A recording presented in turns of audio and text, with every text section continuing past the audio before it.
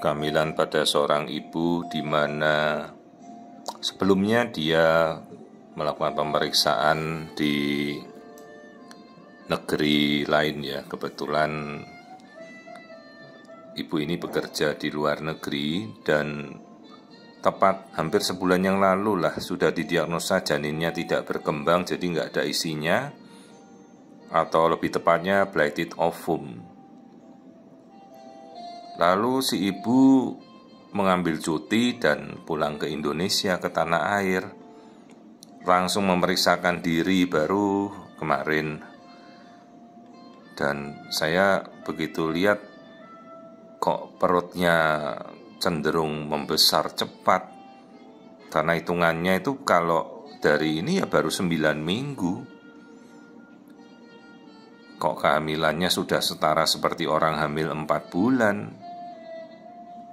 Sementara kantung hamil yang kosong itu masih ada ya. Ini suatu kasus blighted ovum. Karena itu kalau kita sudah tahu di awal,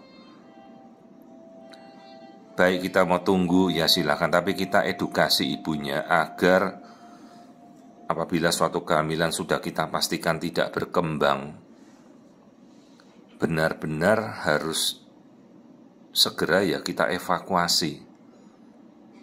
Kalau ini sampai kemudian berkembang menjadi hal yang aneh, seperti contohnya ini menuju ke arah hamil anggur atau mola hidatidosa.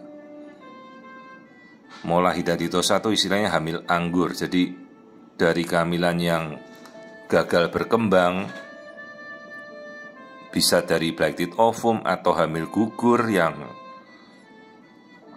setelah sekian lama kita biarkan di dalam, mungkin karena ya bisa saja faktor denial dari pasangan, mungkin masih mengharapkan mujizat pertumbuhan janin.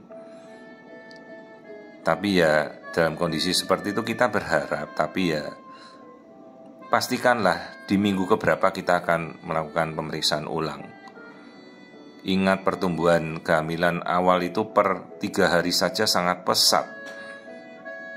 4 minggu baru kelihatan penebalan selaput lendir endometrium, 5 minggu kantong kecil segede 3 mili, 5-6 minggu sudah ada yolk sac, 6 minggu janin muncul, 6 minggu lewat dikit detak jantung janin terlihat. Jadi kalau pada kehamilan awal 7 minggu, 6 minggu baru kantong kosong, pikirkan ini berkembang atau tidak.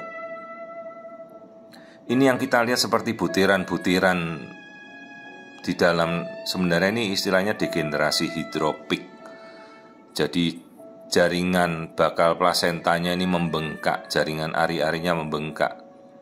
Nama sebenarnya adalah jaringan trophoblast. Jadi dia mengalami degenerasi hidropik, jaringannya membengkak. Ini bisa perdarahannya dahsyat sekali, menjadi hamil anggur. Jadi istilahnya mola hidatidosa. Dengan segala resiko pada ibu, bisa perdarahan, bisa preeklamsi, darah tinggi, tiroidnya meningkat. Dan kalau sampai tidak bersih, bisa menjadi mola invasif, mola residif, berulang-ulang jadi mola, hamil anggur lagi. Belum nanti kalau kemungkinan resisten terhadap kemoterapi ya. Dan di ujung-ujung bisa terjadi angkat rahim, histerektomi. Kasihan sekali kalau sampai tidak terkontrol. Ini yang saya lihat tadi ovarium ya, ovarium sisi sebelah kiri kalau nggak salah ini. Ada kista dermoid, tapi ya itu kista dermoid itu suatu kista yang sudah ada dari zaman dia masih remaja, masih kecil, ibunya udah ada kista. Ya, tapi kalau untuk masalah kista ovarium itu nanti dululah kita selesaikan belakangannya. Sekarang menjadi fokusnya adalah kita harus segera melakukan evakuasi kehamilan anggur ini, hamil molanya, sebersih mungkin.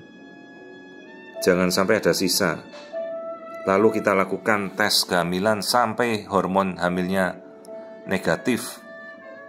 Lalu anjurkan 3 bulan ber-KB, tidak boleh hamil.